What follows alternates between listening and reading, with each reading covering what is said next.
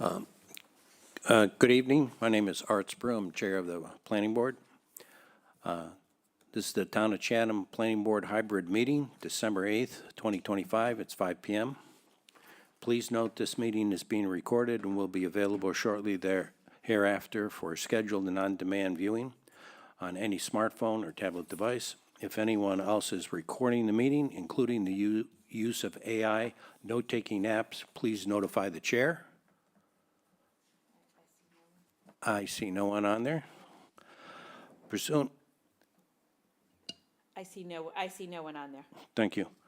Pursuant to Governor Healy. Wait a minute, stop. Could you just ask that question again, please? I think there was someone on. Okay, if anyone else is recording the meeting, please note, including the use of AI note-taking apps, please notify the chair.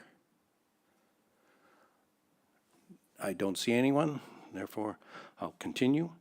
Pursuant to Governor Healy's March 28, 2025 signing of Chapter 2 of the Acts of 2025, extending certain COVID-19 measures adopted during the state of emergency, suspending certain provisions of the open meeting law, General Law, Chapter 30A, Section 20, until June 30th, 2027. This meeting of the Chatham Planning Board is being conducted in person and via remote participation. Every effort will be made to ensure that the public can adequately access the proceedings as provided for in the order. A reminder that persons who would like to listen to this meeting while in progress may do so by calling the phone number 508-945-4410, conference ID 306-087-743#, or join the meeting online via Microsoft Teams through the link in the posted agenda. While this is a live broadcast and simulcast on Chatham TV, Xfinity Channel 1072, despite our best efforts, we may not be able to provide real-time access. We will post a record of this meeting on the town's website as soon as possible. Mr. Buckley has just gotten on to the meeting. We've already read the opening statements. He has his hand up. Yes, thank you, Mr. Chair. I am planning to record the meeting. Okay, thank you for letting us know. I'll begin with a roll call. Warren? Warren Chain, present. Bob? Bob Wirtschafter, present. Charlene? Charlene Greenhalgh, present. Frank? Frank Scherer, present. Bob Dubas is absent today. Catherine Hepburn, you remote? Yes, Catherine is present. And Art Sprue, I'm present. So before we begin, I see Mr. Buckley still has his hand up, so you want to just take your hand down at this time? Trying to figure out how to do that. Thank you. If you can do it for me, thank you. I don't think. Okay, Thank you. thank you. Okay, any board member have to recuse himself from any on the agenda for tonight? Nope. All right. First, let's begin with the minutes for November 10th, 2025. Are there any comments, edits for the minutes from the board members? Yes, Frank. On page 3, on the conditions at the very top, the 5th condition down, Yep. are those dimensions correct? Yes, I did go through those. Okay, I just wanted to be sure about that. Yeah, no, I know that was we went through this several times. Yes. Yes, Fine. but I did want to verify. It's a good thing that you asked the question, though. Any other comments, questions? Do I have a motion to approve? Mr. Chairman, I move approval of the November 10, 2025 meeting minutes. And, Second. okay, we'll do a roll call vote. Warren? Approve. Bob? Approve. Charlene? Approve. Frank? Approve. Catherine? Approve. And Art Sprue, the chair approves. Next, site plan approval, amended change of use for 470 Main Street. Mr. Litchfield, I believe you're representing the applicant. Before we begin, I would like to just let you know that there was a question about a meter being replaced inside the building. It's not really part of your purview for site plan review, but we have confirmed with DPW that that was done on Friday, so.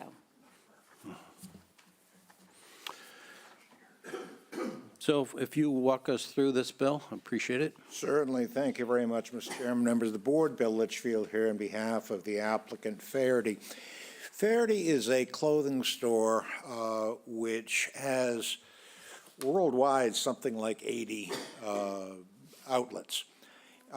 It is only arguably under the definition of the formula business establishment because nothing is particularly standardized about it. The decor, the layout, and so forth, as well as the merchandise, varies from place to place. And they have a sense of what is appropriate in Chatham. Their clothing is sold at a couple of local retailers, but they'd like to have their own retail outlet. I think the nearest one that they have may be in Edgartown, out in Martha's Vineyard. But as you know, our bylaw says that when something meets, or at least arguably meets, the definition of a formula business, we are required to go to the Zoning Board of Appeals and also to you for site plan review. As Christine indicated, and I appreciate the very thorough staff, staff report, which she did, which she prepared for you, there are no exterior changes. I have, although I don't represent him, pardon me, I've communicated to Mr. Chang, who as trustee owns the building, some concerns that this board had in prior matters, and he was in touch with, has been in touch with Jay Briggs, I believe as recently as today. As Christine indicated, we will be going to the HVDC for signage. The DPW has apparently taken care of the meter issue, and everything is straightforward. So there are no exterior changes. I did pass out a couple of copies of the, just for your information, of the proposed signage. This particular building had previously had a formula business in it, and if you go back far enough, no one on this board was in Chatham at that time, although Ms. Greenhalgh's husband would remember it. This was a Rexall drugstore in the 1950s. Ms. Greenhalgh does remember it, and it was, that's a chain. We didn't have the formula business bylaw then. But this is not exactly a Golden Arches establishment. It is a low-key proposal for a clothing store, again, with no exterior changes. I thought that Christine's staff report was particularly useful, saying that if the board is inclined to approve the site plan, there is no change. So there's really no amendment other than the technical requirement that we appear before you. Certainly be happy to answer any questions. Okay, I just have one document that came in. It's from, oh, I got the wrong one. Yep. It's, I won't read the whole thing into the record, but it's just a letter of support from Buffy's Ice Cream. We appreciate that. And as I think Christine indicated, Mr. Chang did send a letter to Yes. Mr. Briggs in regard to parking line delineation and so forth, which you have. Right. Any of the board members have any questions on this application? Just to clarify, I was not old enough to remember Rexall, but my husband certainly did get a few ice cream sodas there. Is like me in that he's fortunate in having a much younger and more attractive spouse. Any other comments? Catherine, do you have any comments or questions on this? No, I think it's pretty straightforward. I don't have any questions. Thank you. I don't have any comments or questions to add as far as conditions and that. I just would appreciate if you send back a note, verbal note to the owner. I'd appreciate it if he cleaned up the parking lot in the back. All right. Thank you, Mr. Chairman. That has been discussed, and in his letter to Mr. Briggs, he indicates that he apparently plans on cleaning it up and also delineating the parking spaces with cobbles. Sort of hard to do with a shell driveway, but I agree it should be cleaned up, and my clients would like it cleaned up as well. Okay, Just for the record, the planning board did get that letter today as well, Yep. just now when they came in, so there was a copy that was No, I can requested appreciate as that well. board members haven't seen it yet, but I was aware of it. They have it all, they all have it. all right. Well, with that, I'll ask if we have a motion to approve the amended change of use. Mr. Chairman, I move that we approve the site plan approval amended and change of use for the proposed retail use formula business with new operator Faraday, and that the conditions as outlined in the staff report, the first one outlining the site plan, and the second, no additional exterior lighting, the general usual wording, be incorporated into that decision. And do I have a second? I second. All right, we'll do a roll call vote. Warren? Approve. Bob? Approve. Charlene? Approve. Frank? Approve. Catherine? Approve. And Art Spru, Chair, I approve too. Thank you very much. We appreciate your time, and in the event that I don't see you between now and the 25th of December, Merry Christmas to you all. Thank you. Merry Christmas, Bill. And to Anne Marie. Next, the agenda item is site plan approval for 71 Crawl Road. Received a letter from Jamie Narcross on behalf of the client, CCNY LLC. I respectfully request a further continuance of the site plan review until December 22nd, 2025. So we have a motion. Mr. Chairman, I move that we continue the site plan review for 71 Coral Road to no earlier than 5 PM on December 22nd, 2025. Thank you. And do I have a second? I'll second that. Okay, we'll do a roll call vote. Warren? Approve. Bob? Approve. Charlene? Approve. Frank? Approve. Catherine? Approve. And Art Spru, I approve. That's the regular business. Just a couple of items of brief discussion for long-range planning. I included a draft of some suggested recommended stormwater regulations. This would be related to what the planning board should consider. Now, I don't really want to get into any kind of discussion tonight. This is the first time that you've seen this. I've worked on this extensively over the last several years. This is part of the reason why I got on the planning board is to try to help with this aspect of it. That's finally gotten around to that point. I suggest that you absorb it, take notes. I would like to do perhaps a separate workshop meeting just to discuss this with no other agenda items sometime in early 2026. I will say, don't look at it from a standpoint of dealing with where it goes and whatnot. Look at this from a content standpoint. Is this something that the board should be looking for?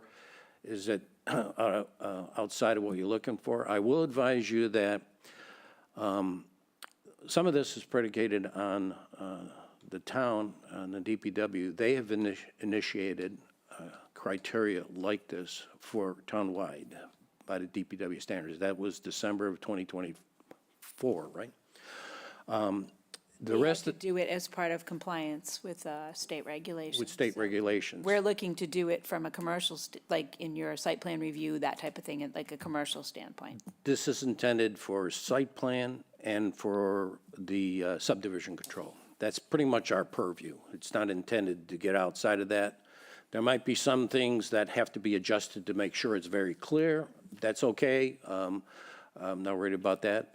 I think that other boards are looking to update. I think there was a meeting with the departments, right, Christine? So what I would say to you is, we're doing a couple of other things in town. So Natural Resources is doing some updates with their conservation regulations and things like that. We're also, Natural Resources under doing a review of their MS4 permit application. So all of these things are going to be kind of coming up at the same time, so that's why we're trying to consider moving this ahead a little bit. This piece of it, part of it, like Art said, will go into our subdivision regulations, and then another part ultimately will be in site plan review. And we have been looking at the timeline for town meeting, because there are certain requirements if we have to hold public hearings to put it into the zoning. Yeah, if it's only, we would need to do that if something needed to go into zoning. This could be set up as a rule and regulation underneath planning board, and we would just need to hold our own public hearing on it. We would close the hearing, deliberate on it, and vote on it ourselves, and then it's done, okay? So that whole part, I would say, we can work the details of that out at a future date. I think I would just like some feedback associated with this. I will tell you, there's nothing unusual what's here. There's a lot of parallels with what the DPW had. There's a lot of parallels with the criteria is. I mean, it wasn't intended to go into minutia on the stormwater handbook. You don't need to. It's very detailed. It tells applicants what they need to do. This is just saying, you need to submit this information to us as part of your application. That's all. Just because right now we have one paragraph that's that long, and that's all it says about stormwater, and that's not really enough, quite frankly. So most towns around this area have regulations like this. Some of them are much more extensive. I think Harwich is about 25 pages long. I didn't think that that was warranted. You'll see that most of this is definitions anyway. It sort of defines elements so that when some points come up and says, well, what does that mean? You go to the definition on it. So there's about 6 pages of definitions. Most of it is that. And every one that was included in the DPWs has been brought over into here, and just some added ones that are related to the site. If you have any questions or comments, certainly bring it up right now, but we'll reserve it, most of these, I think, for a workshop meeting. Go ahead, Warren. Yes, I have 2 comments, really. One is, in reading it, I think it's very nice, very well done. Obviously, a lot of time's been spent on it. In reading it, I reflect back on multiple requests that we have acted on in the past for modifications to structures. And it has always been the case that to the extent that there were modifications being proposed to a site, that the entire site had to be brought up to the current requirements, which are that no stormwater leave the site. It wasn't clear to me whether this is totally consistent with that, or if it's dealing with site plans that are not the type that we have viewed in the past with respect to ensuring that no stormwater left the site. And this really talks about increases to minimize stormwater runoff increases. If Whereas you have an existing site, the idea is if there was an increase over the existing runoff, that's what you have to mitigate and manage, okay? But we can set the criteria to whatever we desire. What came to mind most recently and clearest in my mind is the motel that's now owned by Pates, or the company that owns Pates. And they came in with a proposal to really improve. I think the entire board felt, gee, that's really quite nice what they're planning to do. Yeah. But at the end of the day, the requirement here was that they eliminate all stormwater runoff from the site, even though that was not the case before they did anything. So the net result was that they ended up changing nothing on the site so that they could just leave the runoff the way it always had been. We would have required our criteria indicated that in order to approve the site plan presented, they would have to have indicated that they had taken steps to eliminate all runoff. And this write-up this draft proposal here, I don't know if it would have applied to that situation or not. But that's my quandary. Does it not apply to that situation? And if it were to come forward, had this been adopted as it is, if they were to come forward again, since there's no increase in the runoff, would it now be okay to have approved that as Well- presented originally? I can say that there's, the site plan criteria right now is in the bylaw. So therefore, there would need to be compatibility with whatever we do here with that. If there is a change that we wanted to make at that, there may have to be a change in the bylaw. So that was one of the things that I was mentioning before. Look at the content here, let's get the content down, and if there's changes that need to be done in the bylaw, then we'll have to make those in parallel with the changes in rules and regulations. Many times, the rules and regulations are what is placed on and drafted by the planning boards. It's not necessarily thrown into the protective bylaw, which was, all of our criteria now is there for site plan review. So if we want to actually remove some sections from there, say according to the planning board rule and regulations, and then the rules and regulations could be easily modified or adjusted as things progress, or as these stormwater criteria changes at the state and DEP level. We wouldn't have to worry about changing a bylaw, but just an update to our rule and regulation associated with it. No, I agree with everything that's in it. I just was trying to clarify from my own understanding whether this was going to be a subset of all site plans that we see that would apply to only when, to eliminate increases in site and runoff versus what in the past had been my understanding, that the bylaw had required that modifications to a site plan would require that all stormwater runoff be contained on the site, because this would not say that that is the requirement. And I think that that should be one of the things that we discuss and deliberate on when we do a workshop meeting. Okay, well, again, so it does mean to cover all sites. This isn't meant to cover certain things, but not everything. All commercial sites and Commercial sites, right. subdivision roads. It's not intended for residential. It's usually, that falls outside of the planning board's purview. That's with other boards. Okay, thank you, that was it. Just wanted to clarify. Charlie? Yeah, Oh, Bob? well, first of all, under wetland resource area, areas specified in the Mass Wetland Protection Act and in the Town of Harwich Wetland Well, does Protection Bylaw. it say that? Yeah.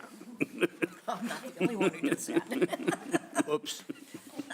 But my bigger question is, well, it's the 2,500 square feet. It's actually a desire to do something more comprehensive if we can, to include residential, to not let little projects slip through this. If we're going to go to all this effort, let's write a set of stormwater regs that apply as broadly as we can and not leave loopholes and other things that people will take. Well, just so you know, the DEP's guidelines and criteria, and what the DPW has instituted is anything 1 acre and more, it automatically falls into the criteria, so you have to do that. It's usually a planning board's prerogative to make a decision how far below that you would want to do. When I looked at this criteria with all the other towns, it's all over the place. Everybody does what they want. It could be 2,500, it could be 5,000, it could be 10,000, 15,000. The towns decide what they would like to do, and the planning boards decide what would like to do. I've highlighted that here on this. It's a discussion point. It goes right along with what Warren was speaking to.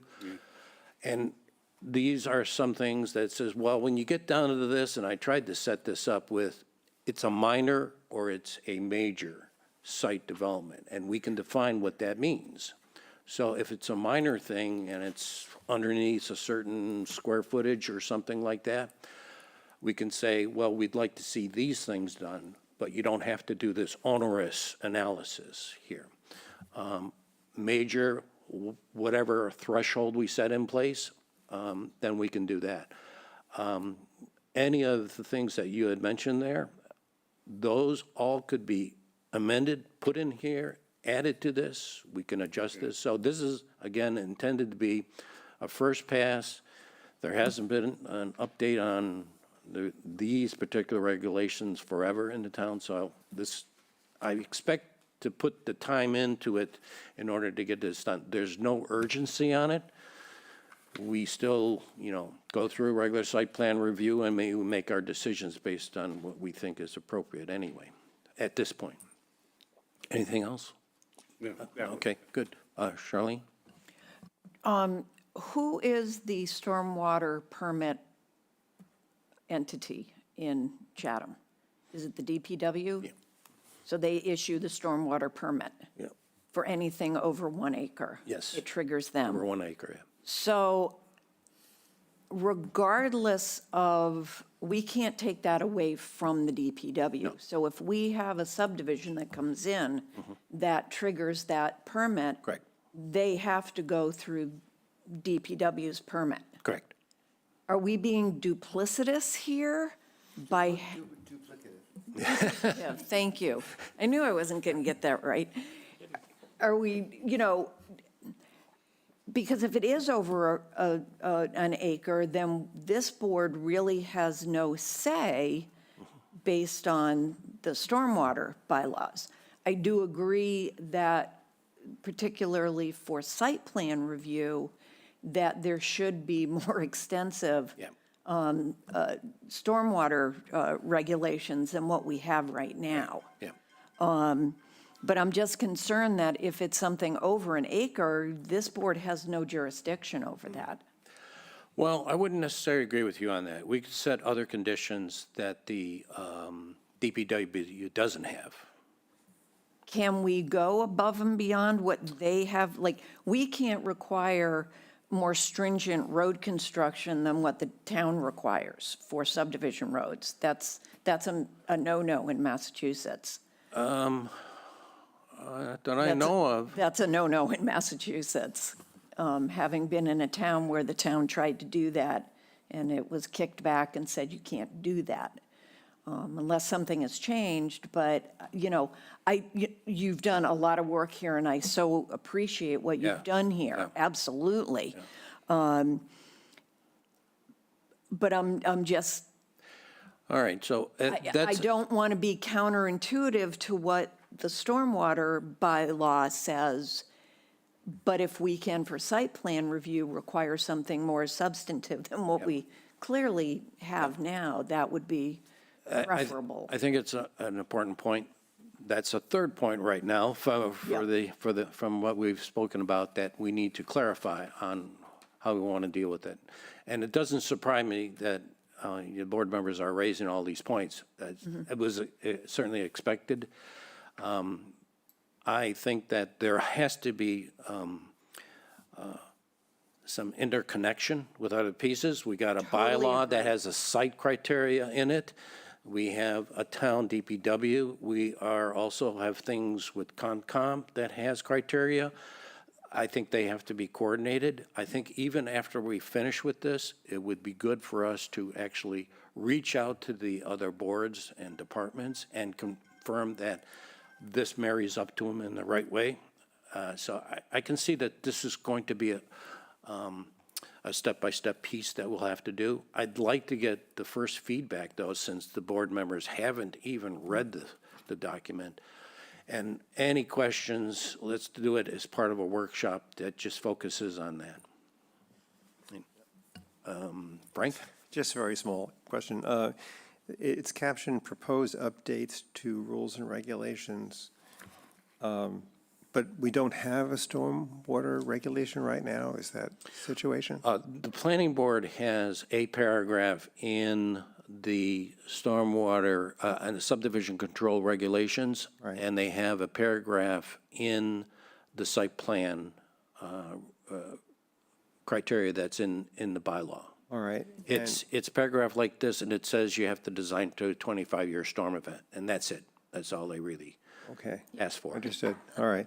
The only thing is, it's the first time I've seen a regulation where, of 11 pages long, where it's 7 pages of definition before you get to the regulation. Yeah, yeah. But- Well, like I said, Harwich has about 25 pages.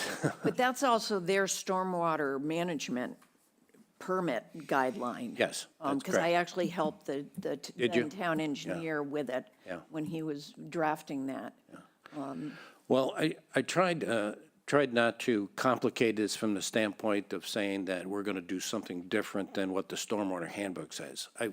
That the DPW has referenced the stormwater handbook, this references that, and then we say, well, we'd like you to submit this information to help us understand how you're complying with the stormwater handbook, and that's really it. And most of the time, the engineers are the responsible parties on this, and I like to have these put into the record, because when a site comes up at a subsequent date, this is the background that we have to show that it does meet the criteria for it, and you don't have to spend any time on the topic. So my preference is to have more information that, and if you notice at some of these meetings, I asked the engineers to submit, their calculations for the file, for the record, not necessarily to scrutinize them because it's not warranted, but if there's any question that come up with a modification at a subsequent date, that is a record that could be used by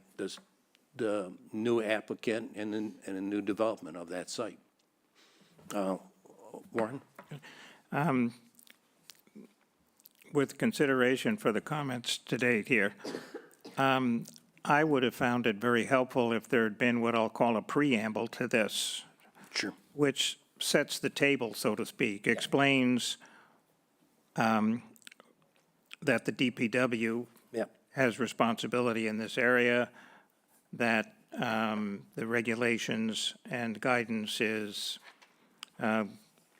included in Yep. referencing where it is. good that point. covers it. Good point. And having said that, indicate the purpose of these Yep.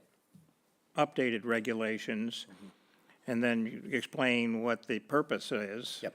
In the context of who has responsibility, and that isn't going to change, or if it is going to change, how. Yep. And so my question that I started with would have been moot, because it would have explained what it was covering and Very- what it wasn't. Very good point. And the person who has no clue, Yep. like me, reading this for the first time, was left trying to figure out, okay, what's the situation right now, and how is it changing with respect to who's in charge, who has to approve, and what is no longer relevant that is in the bylaws and the regulations that exist. But that's just a preamble, which would have, I think, helped as we go forward. Good point. Catherine, do you have any comments or questions at this point?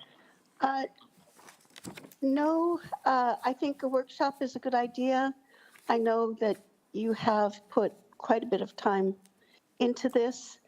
I think it's good that we review it. I think my viewpoint might differ a little in that I do think the planning board has a kind of overarching responsibility to ensure that anything affecting the public good is addressed. So whether it's clearly addressed by the jurisdiction of DPW or by our rules and regulations regarding stormwater, we do need to make sure that everything that needs to be addressed is addressed. I do think that falls under our responsibility. So I think it's good that we take this on. And as you say, just review it more thoroughly in the workshop setting. It is something that we need to do. I agree with Charlene that we're a little light in this area. And I think it's good that you've asked, as you have in our site plan reviews, you've asked for follow-up information, but I've never quite felt that's enough. I agree with you on that, that we should have a more formal review as part of site plan and subdivision control. Okay, I have. go ahead, Bob. So my bigger concern about a lot of this is that we have a definition of a 25-year storm that is outdated. I know in my other work, we've had to redefine what a typical weather year is, and it's made a significant difference in terms of looking at the last 20 years versus the last 40 years. Is that even something that is part of this? I mean, we have to recognize that the storms we're getting are worse than what is predicted in the historic record. So we either have to have a mechanism for updating what the definition of 25-year storm is, or we have to be, or we, at some point, either it's done by somebody else, or we have to have a provision in here to start saying, no, we can't take 25-year storm anymore. We have to use a 50-year storm because that is the 25-year storm, in our opinion. So to what extent are we building in the fact that old historic record that sets how much capacity is needed and things like that may be outdated? The only thing I can tell you is I know that there's two different criterias for what the rainfall event is associated with all the storm events. And I think most of the consultants have adopted the higher rainfall rate criteria. It's not specifically stated here. That's something that we can do. It's probably another one of those items. What is it that we want to seek to do? I think it's important to understand if we do make a change from, say, 25 to something else, understand the consequences of that and feel that that's something we're okay, we're comfortable in doing, and see what the impact would be for development and properties and that. I think that that's just what my experience is in working with these type of regulations and part of my business. That's usually what is the challenge associated with applicants who come forward is how does this impact me and how much does it cost and how do I deal with it? I will tell you, there's some applicants that come before us that design their sites for 100-year storm events. They just do. We don't tell them they don't have, that's not required. We don't say anything about it. They meet the criteria of what we have. So that happens on certain sites only because there's limited impact and they can do that. They can, to upgrade from one system that has not too much impervious area to 100-year storm events, that's great. They're protecting their properties and their investments. So, but if you want to actually go to that next level, I think that economic analysis would be an important piece to do. Okay, next, the West Chatham Neighborhood Center. What I thought I'd introduce to you is we have certain aspects of this that we need to meet a time schedule on, and I just wanted to go over that a little bit. I asked Christine to put this together. For the annual town meeting warrant, deadline to submit warrant articles for 2026 annual town meeting is February 13th. Okay, now. But before we go any further, I did not put this together. This came from the town manager's office, but the dates. Right, I mean, so. I think Art is trying to, part of it is trying to decide how, what you're going to work on, what you're going Right. to try to bring forward, because we're obviously out of time. If you're going to be making changes to West Chatham, or you're not going to be making changes, or if you want to, consider how some of the other things are coming. The next important date is the closing of the warrant and order of articles for the meeting, annual town meeting, that's March 17th. Now, if you remember, this past year, we were right up against that deadline of the March 17th, and we got it in just in time. It doesn't mean that we have to have our public hearing before the 13th. It just means that we need to hold it and have everything ready by the 17th of March. Here's my thought process on this. I think there is some things that I'd like to do before that deadline of the 13th. One would be at least one meeting with an outreach program, seeking input from town residents on what they think of the bylaw, walk them through the key aspects of it, very much like some of the things that we have done. I think Catherine and I have done this question and answer piece, which has gone on a tape loop.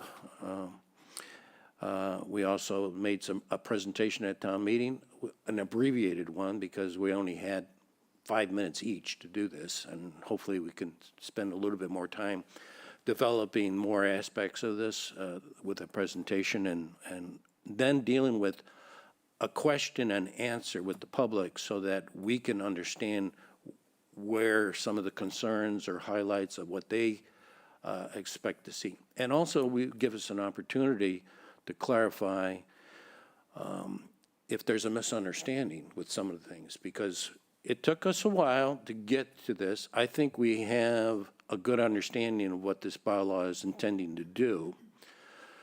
But I want to start with something, say, in January, sometime on a Saturday in January at the community center. Have subsequent ones after the 13th of February, and we could do one in February and one in March still.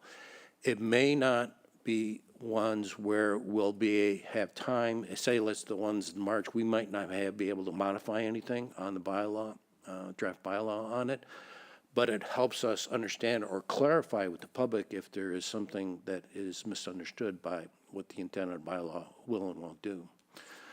So that's my thought process on this. There's a lot of other things that are going on in town. I think we should make our assessments as part of going ahead with this. If we see hiccups or some comments by the public on this, that we may have to do work on it, we will, I would say we would deal with those as we progress along and make the decisions as part of this. That's my suggested approach. I'm open to any comments or suggestions by board members, though. Let's go with Charlene first. At this point, my only comment, I think it's a good approach that you're looking at. I think we need to go back and look at the comments and misinformation that transpired at the annual town meeting. Yeah, okay. Because there was a great deal of it, unfortunately. And I think if we can address, or at least have a handle on what those issues were, we can kind of try and nip those in the bud beforehand. That's a very good point. I like that. At this point, that's really all I have, but I think your approach is very good. Warren? Just to clarify, the seasonal designation of the town as a seasonal community, I've got the wrong term, but that is available to the town or has been adopted, I'm not sure which, that allows and would perhaps require some amendments to our draft bylaw. In particular, I know that I've read that it would permit us to require year-round residency and to prohibit short-term rentals, potentially. But if we need to modify it, then I would say this is the time to try and do it, because it would be, at the same time, we're explaining why there's misunderstanding about the draft that was turned down. We would be able to explain, and we've updated it to reflect the requirements of the recently adopted opportunity for the town to have a seasonal property designation. That would be the time to do it. Well, there was Have the guidelines been issued at all on seasonal communities yet? So there's a draft out there. Oh, there's a draft. Seems to be pretty far along. I think it'll probably be pretty close to that draft that's out there that everybody's reviewing, but we still don't have it yet. You know, and one of the key objections that we faced was short-term rentals. Yeah. There were misunderstandings as to what people thought about the draft. It didn't, but at the same time, we were unable to prohibit short-term rentals or to require year-round residency Right. under the rules. And those rules seem to be changing or will change, and perhaps we should consider that as we go forward. I do think that much of the misunderstanding that was expressed at the town meeting effectively boils down to those that are against significant increase in affordable attainable housing, in large part because of the two large 40B developments on either side of the West Chatham Neighborhood Center, and the perception that our proposed dry law is turning West Chatham into an affordable housing development. That can't be further from the truth, because the maximum number of affordable housing units is not a very large number, and it might even be quite small. So we need to address the perception in town that there's too much affordable housing right in that area. We already know that. And I think the way to do that is to explain clearly what ours is and what it is not. Our draft bylaw is not principally to increase or maximize the amount of affordable attainable housing in the West Chatham Neighborhood Center. That never was and isn't and shouldn't be the principal objective of our bylaw. And we need to make certain that we know that people are perceiving it as that. And also, I think we need to take very firm aim at those that are opposed to anything in and around relating to the airport. We have thought on this board at length about the airport and the situation that is there. There is some clarity recently from the FAA about the bylaw that was approved prohibiting certain aircraft from getting in there. But we need to make sure that people are not against our proposed bylaw because they are against the airport, because they have nothing to do with each other. And ours, as a matter of fact, makes that quite clear and actually accommodates the principal objectives that the board felt had validity with respect to development in and around the airport. So anyway, we already know what expressed objections there were, and to me, the principal ones are those that are against further and increasing and viewing our bylaw as yet another affordable housing development on top of two others, and those that are against the airport, and there's something here which is viewed as promoting development within the runway approach zones, both of which are just flat out wrong. But we know they're out there, so we need to be prepared to address those issues. I think there was one thing I recall from several of our meetings in the past that was a good point that we hadn't gotten around to yet, is do a comparison of what the current bylaw is and what it allows, the uses it allows, and what we're proposing. And I think that it will help individuals understand that if you leave the current bylaw in place as it is, this is the developments that are allowed to go there as of right, and compare that to what we are trying to encourage from a village center standpoint. And I think that might be a good point too. I may have making notes with Christine. I will work on this, and hopefully I can get you some information by the 22nd. Oh, she says yes. I plan to be a big participant in trying to Well, I to put would- that together. I would agree with that, but I don't think we ought to lead as our first and most important and with the greatest stress, what'll happen if we don't pass our bylaw? Because who knows what'll really I'm happen. not suggesting any order on any of this. No, I know I'm that. suggesting that as a content. I would As a matter agree. of fact, we don't even have to drill into it. What we can do is give you the high level of what it means. That ours is intended to look like this. This is what the existing does, and we're trying to update to what a good village center would be. But actually, I'm just trying to agree with you, that's all. Okay, good. Frank? I just wanted to add on to what Warren was saying. I think, as we know, everybody is in favor of affordable housing. Yep. What they really don't like is density. Yep. So that's usually the rubric. It's just too much there, you Yep. know. So I think if we could do something to address that, for one thing, the density is optional. It may never occur. It's Yeah. something that you get if you do something else. So I think if we can work on the density piece, I think it'll go a long way. That's my point. Okay. And Catherine, you have Yes. some time, comments?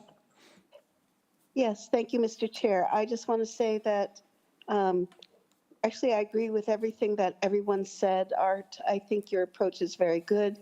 I agree with Charlene that we do need to address the misunderstandings that came up at town meeting.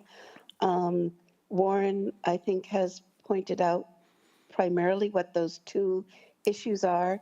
And I agree with Frank that, we need to address the density piece versus the housing piece.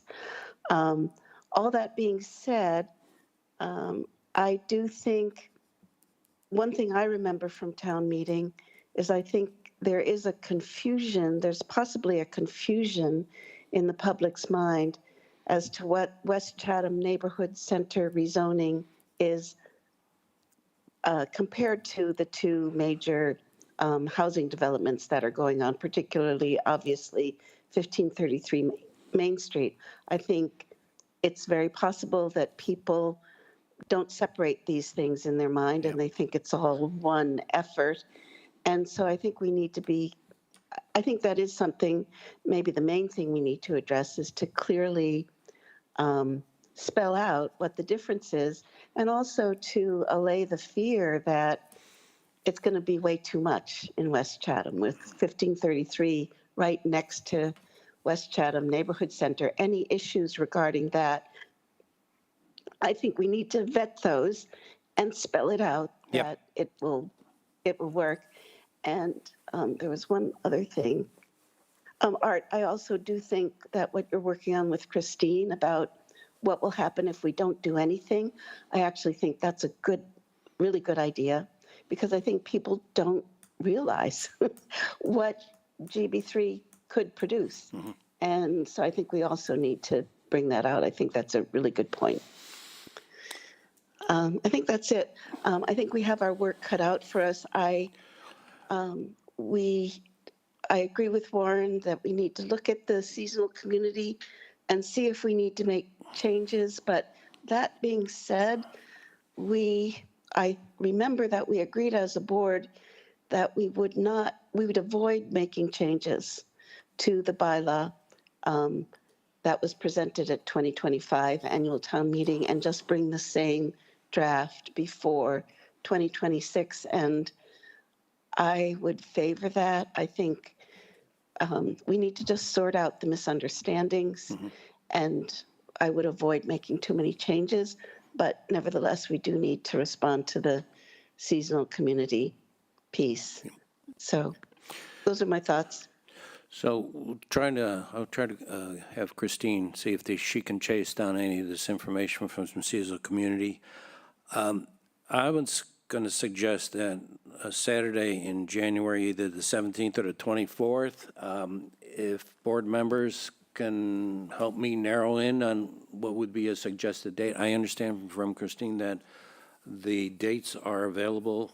Both of those dates would be available with the, So, on Saturday at the community center? Yes, as of last time I checked. I would tell you that the, if you're saying maybe the 24th, that is the long weekend, Martin Oh, Luther okay. weekend, so you probably wouldn't do that. That is what I was going to say. Oh, okay, fine.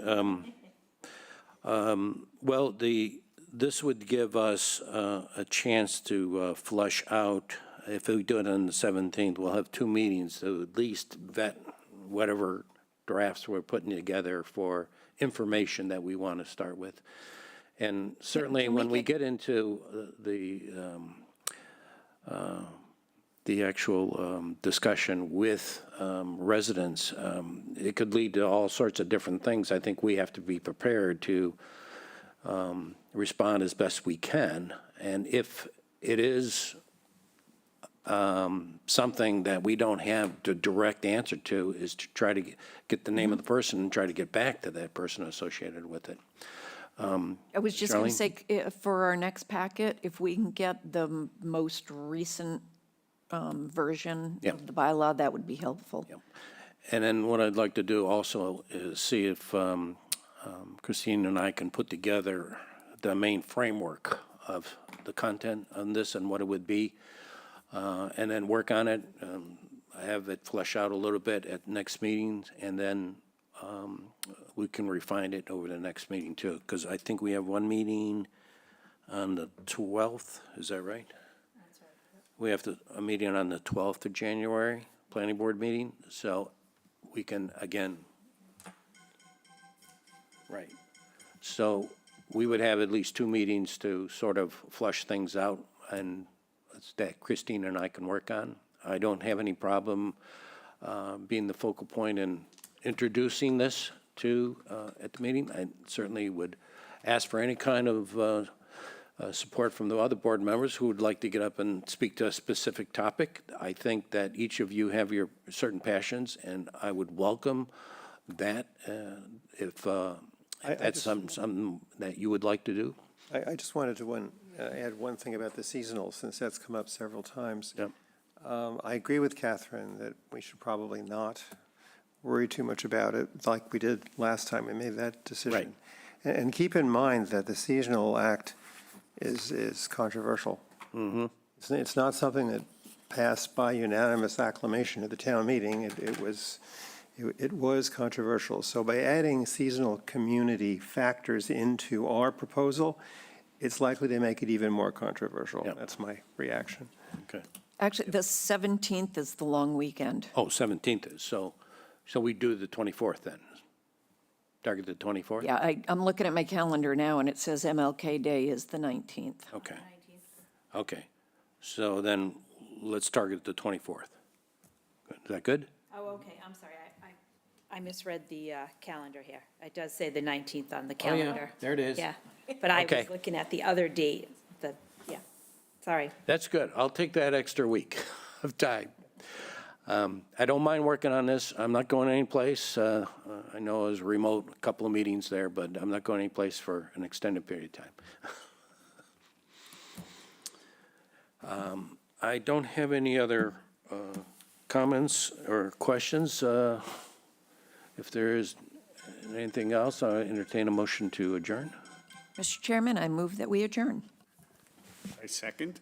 All right, do a roll call vote. Warren? Approve. Bob? Approve. Charlene? Approve. Frank? Approve. Catherine? Approve. And Arts approve, I approve, and the time is 6 p.m.